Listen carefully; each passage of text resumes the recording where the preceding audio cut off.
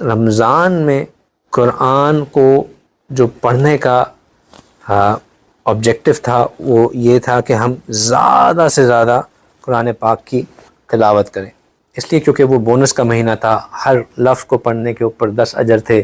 لیکن قرآن کو پڑھنے کا حق یہ ہے کہ ہمیں قرآن سمجھ بھی آئے۔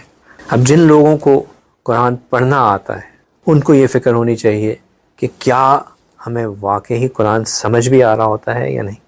جب میں قرآن پڑھ رہا ہوتا ہوں تو کیا میری دل کی کیفیت بدل رہی ہوتی ہے یا نہیں ہو رہی ہوتی؟ کیا جب میں قرآن کو پڑھ رہا ہوتا ہوں تو میرے اندر جو ہے قلب جو ہے وہ اس کے اندر اللہ کا خوف آ رہا ہوتا ہے یا نہیں آ رہا ہوتا؟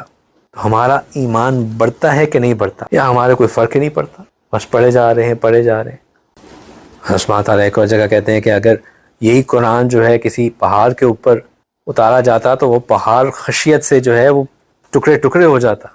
ہمارے اوپر قرآن اترتا ہے، ہم اس کو سنتے ہیں پڑھتے ہیں، ہماری کیا کیفیت ہوتی ہے؟ بدلتی ہے کہ نہیں بدلتی ہے؟ جب قرآن کو پڑھا جا رہا ہے تو ہمیں واقعی سمجھ میں آ رہا ہے کہ نہیں آ رہا ہے؟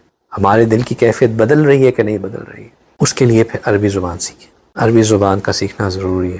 اور 2 سالہ کورس اگر کیا جائے تو وہ کافی ہوتا ہے عربی زبان کو اتنی بیسک انڈرسٹینڈنگ آ جانے کے لیے کہ اوور آل یہ بات سمجھ میں آ جانا کہ اس وقت بات ہو کیا رہی ہے۔ ظاہر بات ہے ایک